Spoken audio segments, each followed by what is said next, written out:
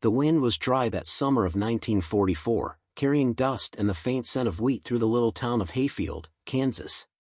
For most Americans, the war existed in newspapers and radio broadcasts, something far away across the oceans. But for 72-year-old Walter Hargrove, it had come right to the edge of his farmland, not through gunfire or tanks, but through men who spoke a different language and wore the weary look of defeat.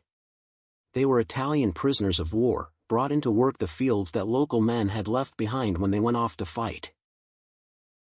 Before we jump back in, tell us where you're tuning in from, and if this story touches you, make sure you're subscribed, because tomorrow, I've saved something extra special for you. And that's where Walter's story, and the story of an unexpected game, began. Walter was too old to fight. He had tried to enlist in 1942, even lied about his age, but the army laughed and sent him back home. So, he helped the war effort by growing wheat, fixing tractors, and keeping the local boys' spirits up. His wife had died years before, and his only son, Frank, was serving with the 8th Army in Italy. Every evening, Walter would sit by the radio, waiting for news, always listening for any mention of the Italian campaign. That summer, instead of soldiers, trucks began rolling into town filled with tired men in khaki uniforms marked with the letters PW. They came quietly, eyes lowered, watched over by a handful of American guards who looked more like farmhands than jailers.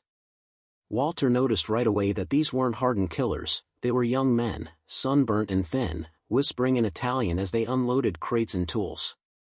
The townspeople didn't know what to make of them. Some called them the enemy and warned their children to stay away. Others just shrugged. For Walter, curiosity outweighed caution. He had seen enough of life to know that uniforms didn't make a man's heart evil. One afternoon, as he repaired a fence near the road, he saw 3 Italians working under the same sun, their rhythm clumsy but earnest. One of them, a tall man with sharp cheekbones and a tired smile, waved at him. "Buongiorno," he called, his accent thick but cheerful. Walter waved back. "You speak English?" he shouted. The man pointed to himself and said, "A little. My name, Angelo." It was the first of many small exchanges that summer. At first, they traded simple words, water, tool, thank you. But soon, they began to trade gestures, laughter, and the universal language of hard work. Walter found out from one of the guards that these Italians had been captured in North Africa. Most of them had been farmers or factory workers before the war. Angelo, the tall one, used to be a stonemason near Naples. "He says he misses mountain," the guard translated one morning. "Say it look like your Kansas hills." That struck Walter deeply. For all their differences, these men were just trying to remember home. One evening, as the sun sank into gold behind the wheat fields, Walter heard a strange noise coming from the far end of his property, laughter, shouting, and the unmistakable thud of something being kicked.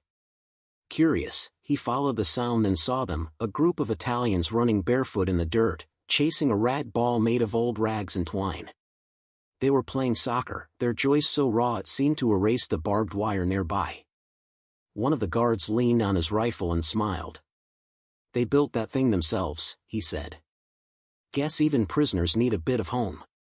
Walter stood watching for a long moment. The sun had gone, but the laughter stayed. Something stirred in him, a kind of ache that wasn't sadness but recognition.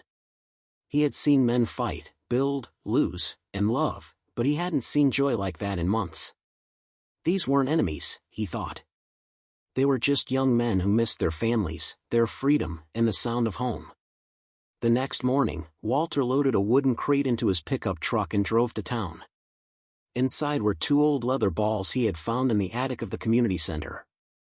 They had belonged to his son, Frank, from before the war. The leather was cracked, but they could still bounce. Walter brought them to the field where the prisoners worked. The guard looked at him, surprised. "You sure about this, Mr. Hargrove?" he asked. "Folks already think we're being too kind." Walter nodded. "Let them talk. Kindness isn't rationed." When Angelo saw the ball, his eyes lit up like a boy's. He turned to his friends, shouting in Italian, and soon, laughter filled the air again. They played until the sun went down, the guards watching with smiles, Walter leaning on the fence like an old coach. For a moment, it didn't feel like war. It felt like something better, like peace sneaking in through a game. That night, Walter sat on his porch, listening to the distant sound of Italian songs drifting through the summer wind. He thought of Frank, somewhere across the ocean, maybe hearing those same words from the other side of the battlefield. And he wondered if, somewhere in Italy, an old man like him was watching American prisoners find a piece of joy too. In that small Kansas field, something unspoken had begun, not rebellion, not pity, but understanding. The kind that doesn't need translation. Walter didn't know it yet, but that simple act, an American farmer giving a ball to prisoners, would ripple through the town, through hearts, through history itself. Because sometimes, the quietest moments in war tell the loudest truths. And in Hayfield, Kansas, the truth that summer was simple. Even in a world torn apart, humanity could still find a way to play. Italian POWs were shocked when Americans let them play soccer, Part 2. By mid-July, the Italian prisoners had become an ordinary sight in Hayfield. The fear that once lingered around town had softened into curiosity. Farmers waved as the trucks passed by, and children sometimes ran alongside, shouting words they didn't understand but laughing all the same. Still, not everyone approved. Some townsfolk muttered that America was getting soft, that these prisoners didn't deserve comfort or kindness. But Walter Hargrove wasn't one for public opinion. He'd lived long enough to know that people often mistake cruelty for strength. Every morning, the prisoners marched out to the fields. They worked from sunrise to noon, rested under the big oak near the fence, and then worked again until the shadows stretched long. Walter often walked over with a jug of cold water and a few slices of apple pie wrapped in newspaper. He didn't speak much Italian, but the act was enough. A smile meant more than any translation could. It was during one of those afternoons that Angelo approached him, wiping sweat from his brow. "Mr. Walter," he said carefully, his English halting but warm, "you are, good man. You give us, hope." Walter laughed, brushing it off. "Hope, huh? I just give pie." Angelo shook his head. "No. You give, respect." The word landed heavier than Walter expected. Respect, something so simple, yet in war, so rare. Soon, word of the soccer matches spread beyond the fences. The guards, young men from nearby counties, began joining in after their shifts. They'd play against the Italians, laughing, teasing, shouting directions in broken mixtures of English and Italian.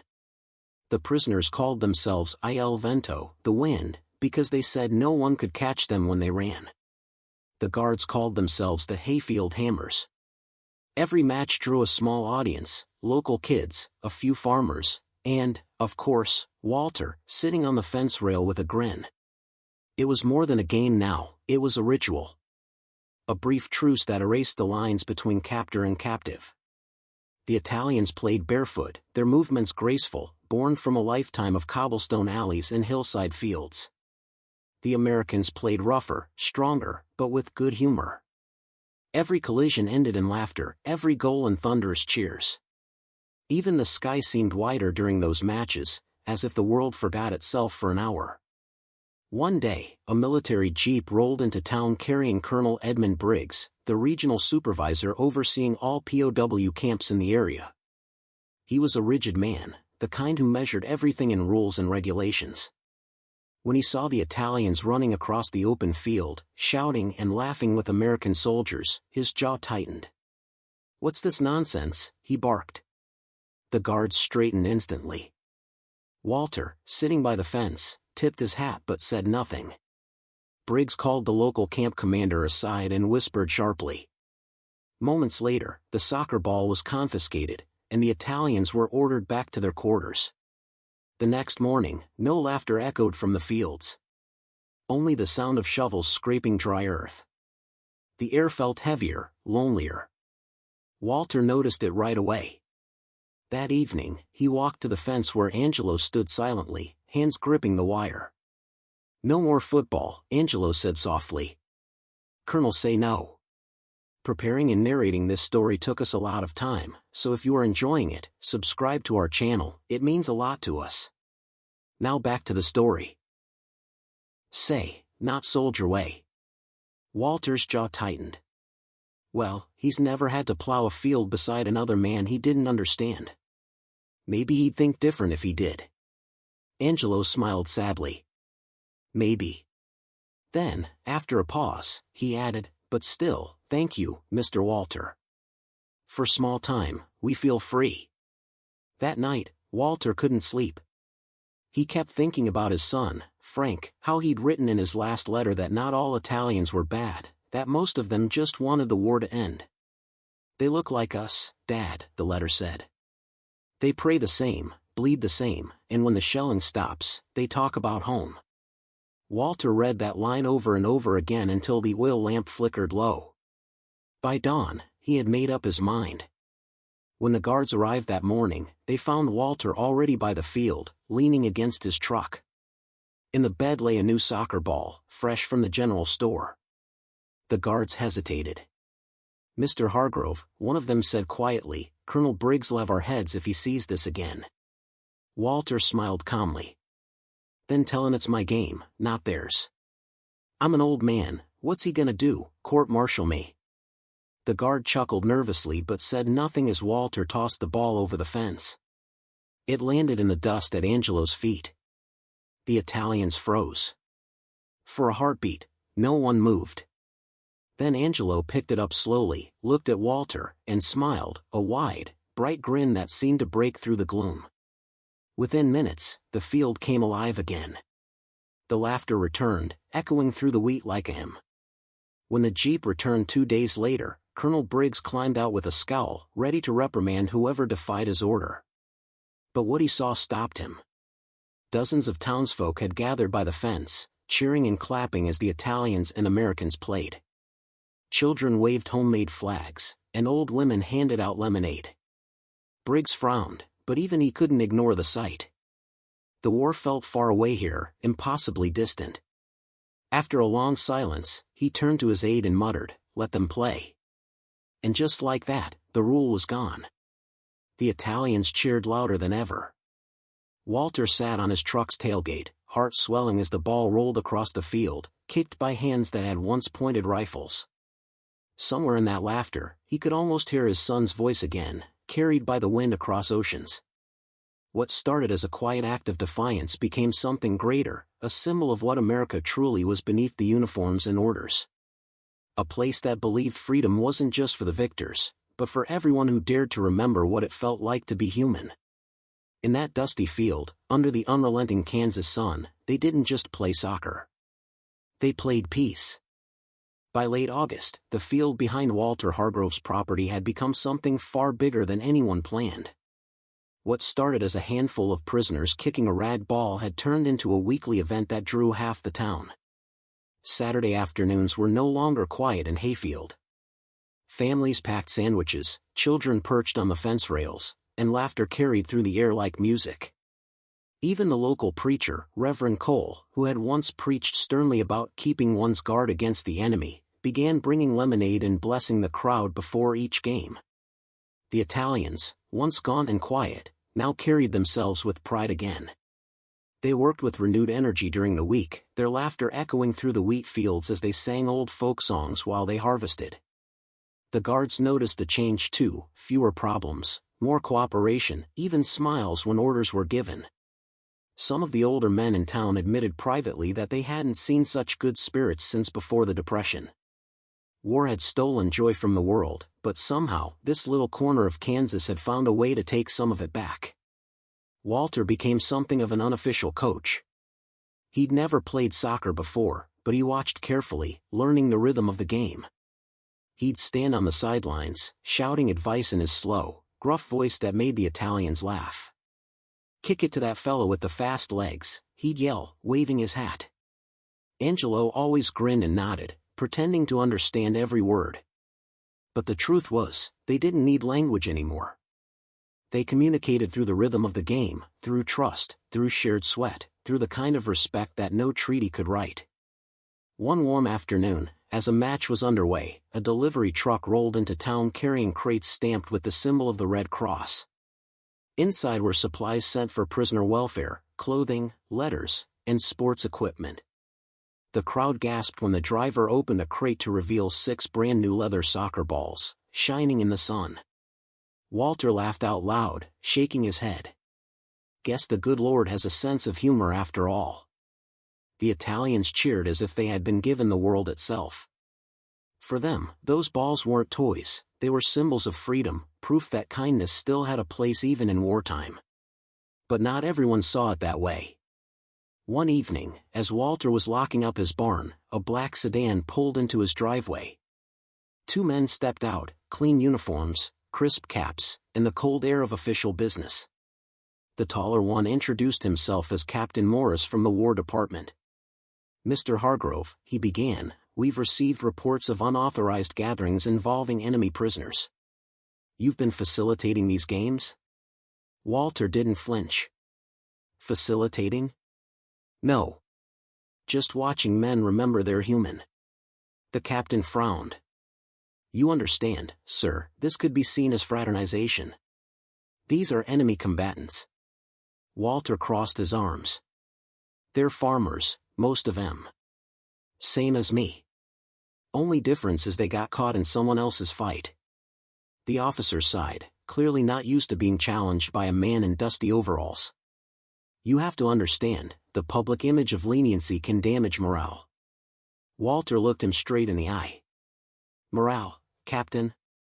I see more morale out there on that field than in all your reports combined."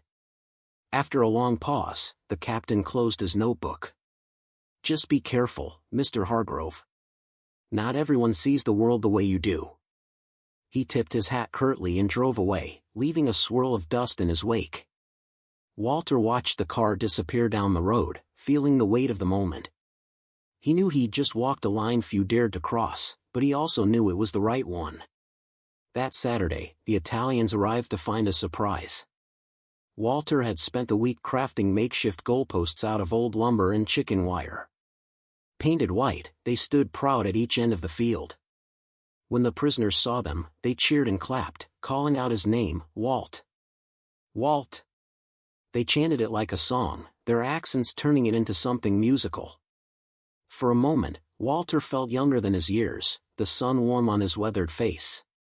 As the game began, something extraordinary happened. A group of Italian prisoners from another camp arrived by truck, escorted by guards who had heard rumors about the Hayfield matches. They joined the locals, forming mixed teams, Italians and Americans playing side by side. The town erupted in cheers. No one kept score anymore. The game was no longer about winning. It was about something deeper: unity, release, forgiveness.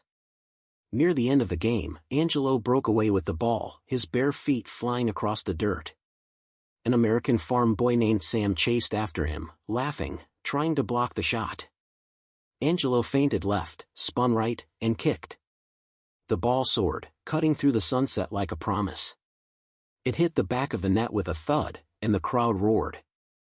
Walter clapped until his hands ached. It wasn't just a goal, it was a moment of grace.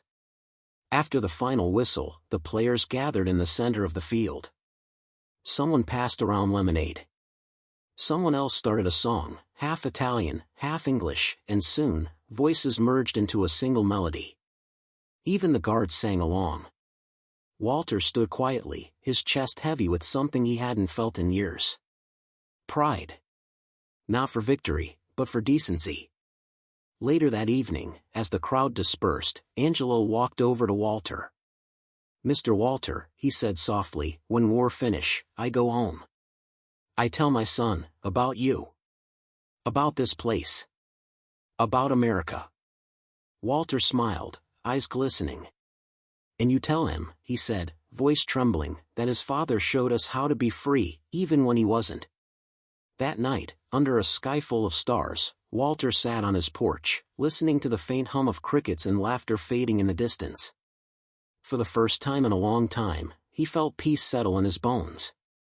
The world was still at war, but in that Kansas field, something had already been won. Not with guns, not with orders, but with understanding. In a time when the world had forgotten what mercy looked like, an old farmer and a handful of prisoners had remembered.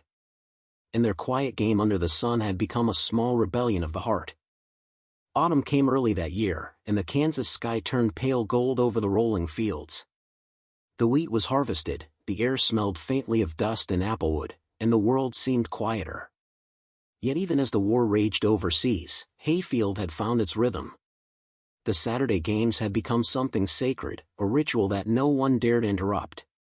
Farmers came from nearby towns just to watch the spectacle, Italians in faded uniforms running alongside young American boys in work boots, laughter echoing louder than the church bells. Walter Hargrove had become a local legend of sorts. The man who gave prisoners their freedom, if only for an hour. People spoke his name with a strange mixture of pride and confusion, some admiring, some wary. But Walter didn't care much for what people thought. He cared about what he saw. And what he saw, every weekend, was proof that decency didn't have to surrender to war. As the leaves began to turn, new faces started appearing by the fence. Journalists from Wichita came to photograph the games, and even a correspondent from the Kansas Star interviewed Walter one afternoon. "Why do you do it?" she asked, holding her notepad close. Walter shrugged. "Because someone has to remind us what we're fighting for. If we forget kindness, we already lost." The article ran 2 days later under the headline, "Old Farmer Brings Peace to POW Field." The story spread faster than Walter expected. Letters arrived from strangers, some thanking him, others warning that kindness toward the enemy was dangerous.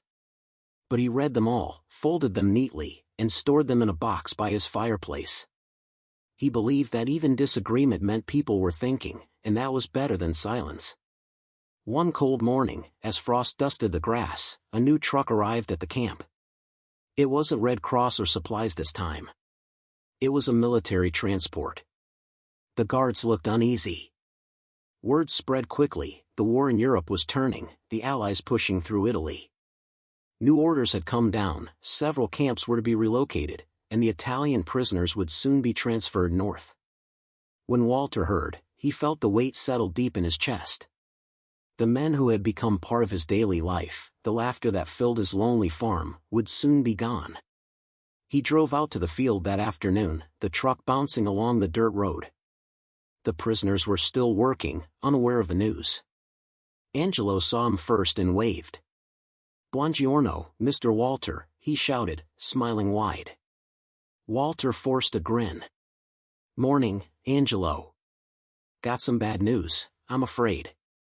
The laughter faded as the guards explained the relocation orders. The Italians listened quietly, nodding in solemn understanding. Angelo looked down at the dirt, kicking at the ground. "How many days?" he asked softly. "3, the guard replied. 3 days left. 3 games, maybe fewer." That evening, Walter sat by his porch with a cup of coffee gone cold, watching the sun disappear behind the hills. He thought about his son, Frank, still somewhere across the ocean. He wondered if Frank had met any Italians like Angelo, if he'd seen the same tired faces, the same longing for home. The next morning, Walter drove into town. He went to the general store, then to the tailor, then to the print shop. He didn't say much to anyone, just nodded, paid, and left. On the final Saturday before the Italians' departure, the town gathered one last time. But this time, something was different. As the prisoners arrived, they saw the field transformed. Banners fluttered from fence posts. A large wooden sign, freshly painted, read, "The Hayfield Cup, Final Game for Freedom." Walter had organized it all. There were refreshments, music, even a local photographer with a bulky old camera ready to capture the day. The teams lined up, Americans on one side, Italians on the other. Walter stood at the center of the field, holding the new soccer ball he'd bought just yesterday. "No rules today," he said, voice steady but trembling slightly. "Just heart." He dropped the ball, and the game began. The first half was fierce. Dust flew as players darted and collided, but laughter never stopped. The Italians played with fire, every kick a farewell. the Americans answered with equal spirit, as if trying to say, "We'll remember you." By halftime, both sides were drenched in sweat, panting, smiling through exhaustion. Walter walked among them with a jug of water, his hand trembling as he poured. "You boys are making history," he said quietly. In the second half, the pace slowed. The sun hung low, turning the world amber. With only minutes left, Angelo took control of the ball, weaving past two defenders. The crowd held its breath. He looked up, saw the goal, and struck with all his strength. The ball soared high, too high, everyone thought, until it curved suddenly and dropped into the net. The field erupted in cheers. Even the guards clapped. Angelo dropped to his knees, arms raised, tears streaking down his dusty face. When the final whistle blew, the two teams came together in the middle of the field. No one cared who won. They embraced, swapped shirts, exchanged trinkets, a coin here, a handkerchief there, as if sealing something sacred between them. Then Walter stepped forward, carrying a small wooden plaque he had carved himself. It read simply, "In this field, we remembered we were men." He handed it to Angelo. "Take it home," he said. "Show it to your boy one day." That evening, the prisoners boarded the trucks under the dim orange glow of sunset. The townspeople stood by the road, waving goodbye. Some of the women cried. Angelo leaned over the truck rail, shouting, "Grazie, Mr. Walter. We never forget."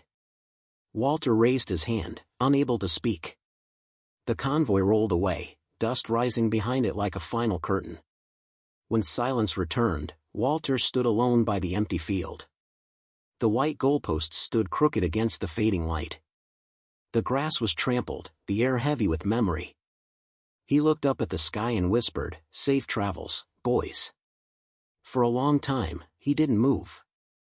Days turned into weeks, and winter settled over Kansas. The field lay still, covered in frost.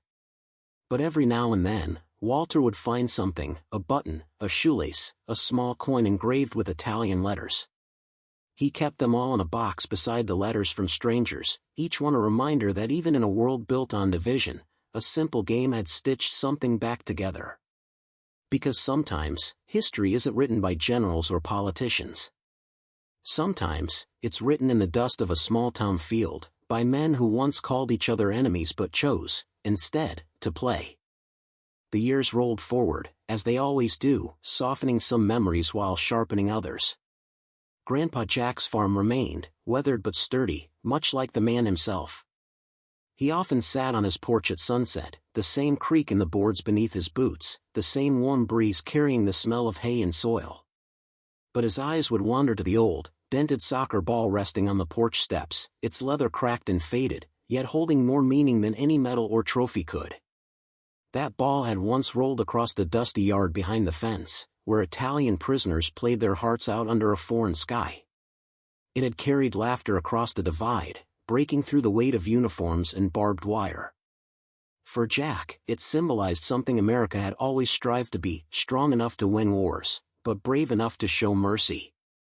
One late afternoon, decades later, his grandson Luke came to visit. A history student, curious and idealistic, he had stumbled upon a mention of Camp Shelby's POW soccer match in a local museum archive. He brought it up over coffee, unaware that the man across from him had once been part of it. "Grandpa," Luke said, eyes bright, "did you ever hear about that story where Italian POWs were allowed to play soccer with the guards? It said some farmers helped organize it. Can you believe that actually happened?" Jack smiled faintly, his gaze drifting toward the soccer ball. "Yeah," he said, his voice low but steady. "I was there." Luke blinked, stunned. "You, what? You mean you helped with that?" "I didn't just help," Jack replied. "I watched men who were supposed to hate each other end up cheering for one another instead. You could have heard it a mile away, the laughter, the clapping. Even the guards dropped their rifles for a few minutes to join in. And that was the moment I realized," he paused, looking into the distance where the sun dipped behind the trees. "War can break everything, son. But kindness, that's the one thing that still rebuilds." Luke sat back, quiet, absorbing every word. It was one thing to read history in a book, it was another to hear it from someone who had lived it, not as a soldier, but as a man who saw humanity bloom in a place designed for division. Jack told him about the match, the dust rising beneath their shoes, the shouts in mixed languages, the guard who lent his boots to an Italian striker, the child who tossed the ball back over the fence when it went astray. He spoke of the way the POWs thanked them afterward, not in words, but in looks of disbelief and gratitude. They were scared when they first came, Jack said. They thought we'd treat them like animals. But when they saw we let them play, it changed something in them, and in us. That day, I think we both stopped being enemies. Luke leaned forward, voice soft. Did anyone ever talk about it after the war? Jack shook his head. Not much. The war stories people liked were the ones about victories, battles, heroes. No one wrote about a soccer game behind a POW fence. But maybe they should have. Because that day showed what kind of victory really matters. Silence settled between them, filled only by the sound of cicadas and the wind rustling through the old oak tree. Luke finally stood, walked to the porch steps, and picked up the worn soccer ball. He turned it in his hands, tracing the faded stitches. You kept it all this time? Jack smiled. Didn't have the heart to throw it away. Reminds me that peace doesn't just happen, it's built, one small act at a time. The next week, Luke wrote an article about his grandfather's story for his university paper. He titled it The Game That Ended a War, if only for an afternoon. The piece spread beyond the campus, reaching veterans groups, historical forums, and eventually a local news station. They invited Jack to speak, but he declined. Let the story be enough, he said. It's not about me, it's about remembering that we always have a choice. Months later, a letter arrived from Italy. It was written by the grandson of one of those POWs, who had read Luke's article online. He told how his grandfather often spoke about the Americans who let us play, saying it was the first day he felt human again after losing everything. Enclosed in the envelope was a photograph, faded but clear enough to see smiling faces, dusty uniforms, and a soccer ball midair between them. Jack held the photo in his hands, eyes misting. For a long moment, he couldn't speak. Then he whispered, "Guess we both remembered." As the sun dipped low and painted the fields gold, he placed the photo beside the old ball on the porch. He leaned back in his chair, the years sitting softly on his shoulders. Maybe the world had changed 1,000 times since that day, but the truth hadn't. Real strength isn't shown in how hard you can fight, but in how gently you can forgive. The cicadas sang their evening song as Jack closed his eyes. The breeze carried a distant echo of laughter, boots scuffing dirt, and a ball being kicked across a field. Somewhere in that memory, beneath the barbed wire and beyond the fear, men who were once enemies had found a shared heartbeat. And long after the last whistle blew, that moment, small, forgotten, almost impossible, kept on living in every act of decency that came after it. Because sometimes, history doesn't remember the loudest victories. It remembers the quiet mercies that remind us what it means to be human. Up next, you've got 2 more standout stories right on your screen. If this one hit the mark, you won't want to pass these up. Just click and check them out. And don't forget to subscribe and turn on the notification bell, so you don't miss any upload from us.